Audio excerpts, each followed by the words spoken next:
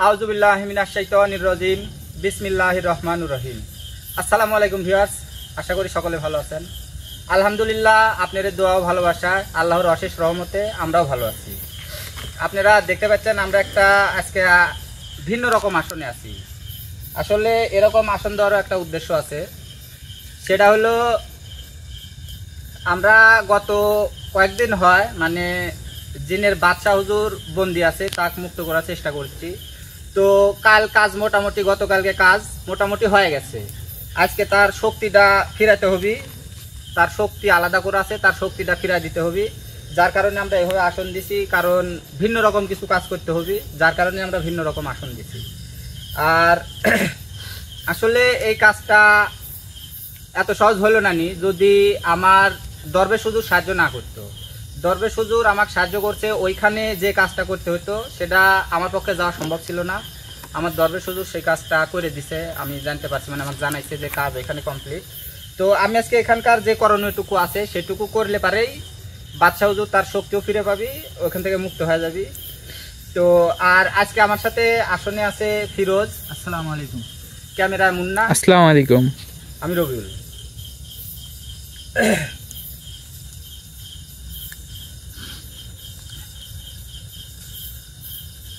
বিসমিল্লাহির রহমানির রহিম।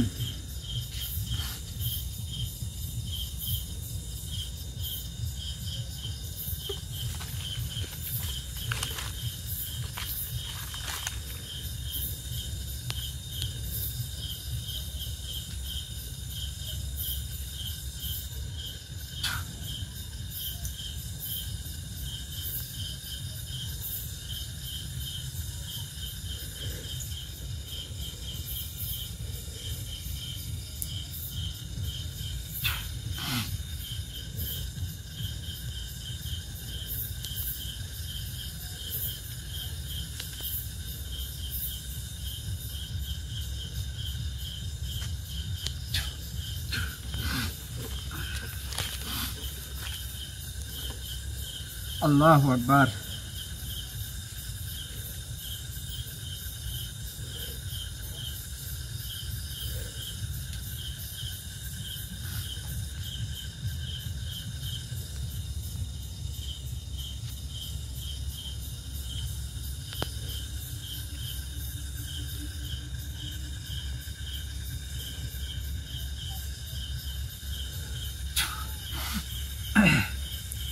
আসলে আমার নিজের শরীরটা খুব একটা ভালো না, তারপরও যেহেতু একটা কাজ করছি সেই কাজটা কমপ্লিট না করে তো হয় না, যার কারণেই আজকেও আসা।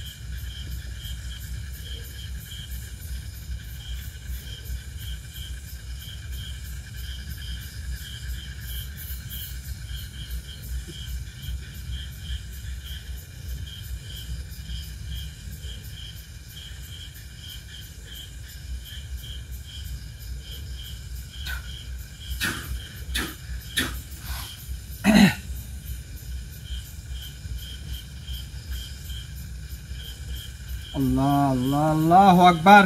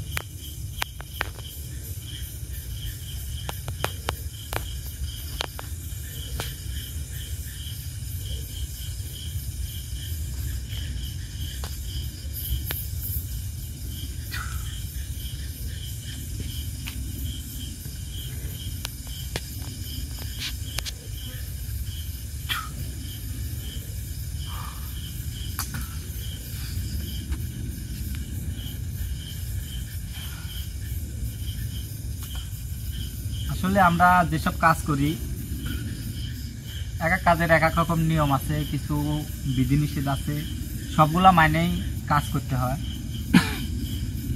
সবকিছু নিয়ম কানুন না মানে না ভাবে যদি কাজ করি তাহলে কিন্তু সেই কাজ সম্পূর্ণ হবে না।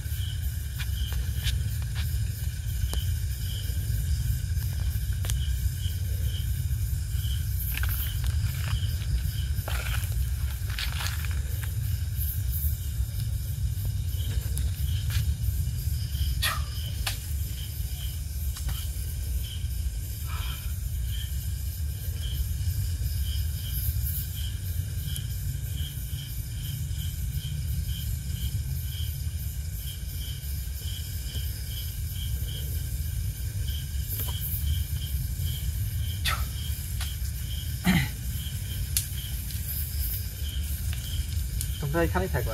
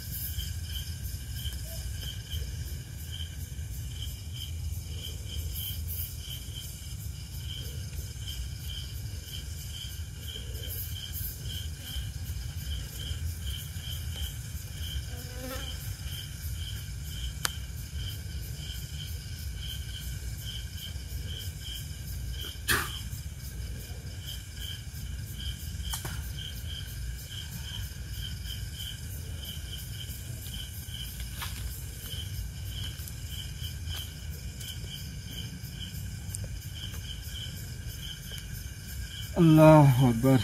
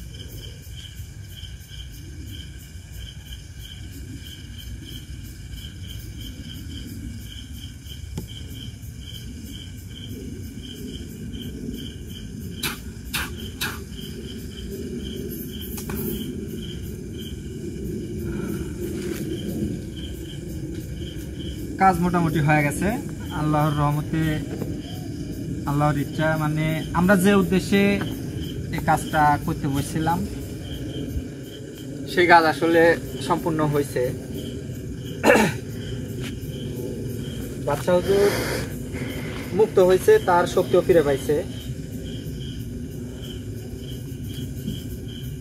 আমরা কিন্তু আসলে গত কয়েকদিন যাবত চেষ্টা করছি বাদশা হুজুরের শক্তি ফিরে দিয়ে তাক সেখান থেকে মুক্ত করার জন্য।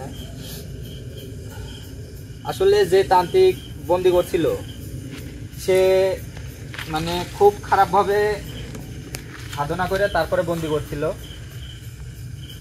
তো আমিও চেষ্টা করছি, অনেক চেষ্টা করার পরেই কাজে মানে সফল হয়েছি।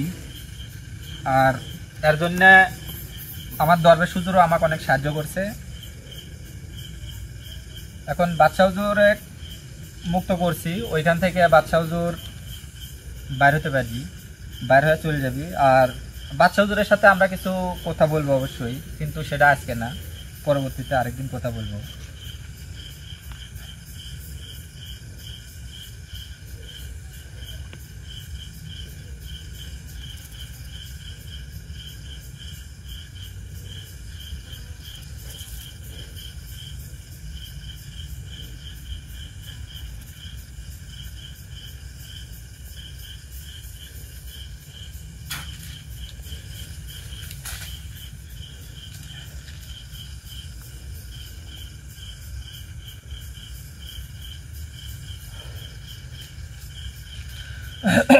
তো ভিউয়ার্স, আপনারা দেখলেন যে আমরা বেশ কয়েকদিন চেষ্টা করার পরে আজকে সেই কাজটা আমরা সম্পূর্ণ করতে পারছি।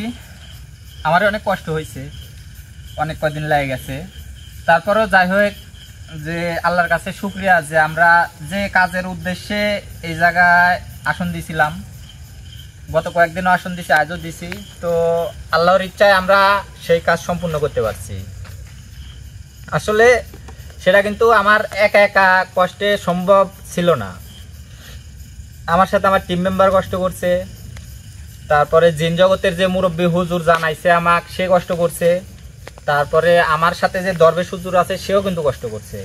আমরা সবাই মিলে চেষ্টা করার পরে সেই বাদশা হুজুরে মুক্ত করতে পারছি, তার শক্তিও আমরা ফিরে দিতে পারছি। এখন বাদশা হুজুর ওইখান থেকে মুক্ত। তো আমরা বাদশা হুজুরের সাথে কিছু কথা বলবো, অবশ্যই বলবো। আর যে শক্তিটার কথা আমরা শুনছি, বাদশা হুজুর ছাড়া তো অ্যাকুরেট ভাবে যে কার্যকারিতা সেগুলো কেউ করতে পারেনি আমাদের। তো আমরা বাদশা হুজুরে হাজির করে সেই কথাগুলো শুনবো, কিন্তু সেটা আজকে না, যেহেতু বাদশা হুজুর 1000 বছর বন্দী ছিল, তাকে আজকে মুক্ত করছি। আর এইভাবেই তাকে ডাকা উচিত হবে না। আমরা পরবর্তী আসনে বাদশা হুজুরে ডাকিয়ে তার সাথে কিছু কথা বলবো। আর যে দুইটা শক্তির কথা আমরা শুনছি সেই শক্তি সম্পর্কেও জানবো যে আসলে কি জিনিস, যার কারণে এত কষ্ট করলো বাদশা হুজুর নিজে।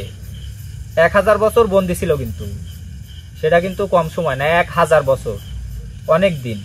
তারপরেও কিন্তু সেই শক্তিটা যে কোন জায়গায় আছে সেটা সেই সেনাপতিকেও জানায়নি বা সেই তান্ত্রিককেও জানায়নি। তান্ত্রিক যদিও মারা গেছে, হয়তো বা বাইসে থাকলে, মানে সেনাপতি যে বলছে যে হয়তো বা তান্ত্রিক বাইসে থাকলে সেই শক্তিটা যে করে হোক লিত, কিন্তু তান্ত্রিক মারা গেছে, সেই শক্তিটা সেনাপতি পায়নি। তো এমন কি জিনিস আছে যে ওই শক্তির জন্য বাদশাহ হুজুর নিজে 1000 বছর বন্দী ছিল, এমনকি নিজের শক্তি ছাড়া তার শক্তিটা বের করছে মন্ত্রের সাহায্যে। সেটা কতটা কষ্টকর বা কিভাবে বের করছে একটু মানে যদি বুঝাইতে চাই তাহলে এভাবে বলা যায় যে আসলে আমরা তো সবাই কুশাল বা আখ চিনি, সেটা যখন মেশিনকে দিয়ে ছেঁচে কিন্তু ওর ভিতর থেকে রস বের করে, ওটা ছেঁচে রস বের করে আলাদা করে। তো বাদশাহ হুজুর এরকম মন্ত্রের সাহায্যে ওইভাবেই ওরকম কষ্ট দিয়ে তার শক্তিটা বের করে আলাদা করে ফেলছিল। কিন্তু এত কষ্টের পরও কিন্তু সে সেই শক্তি সেই খারাপ সেনাপতির হাতে দেয়নি, কারণ তাতে তার জিন জগতের ক্ষতি হইতো বা হয়তো বা মানব জাতির ক্ষতি হইতো। বাদশাহ হুজুর চাইছে যে সেই শক্তিটা জিন জাতি যারা ভালো তারা পায়, জিন জাতির উপকার হয়, বা মানব জাতির মধ্যে যারা ভালো আছে তারা পায়, মানব জাতির উপকার হয়, যার কারণেই কিন্তু দেয়নি। বাদশাহ হুজুর চাইলেই কিন্তু সেই শক্তি ব্যবহার করতে পারতো, কিন্তু সে করেনি। তো সেই শক্তি সম্পর্কে আমরা পরবর্তী আসনে শুনবো। আমাদের কাজ সম্পূর্ণ হয়েছে, আমরা আল্লাহর কাছে শুকরিয়া যে আমরা বাদশাহ হুজুরকে মুক্ত করতে পারছি।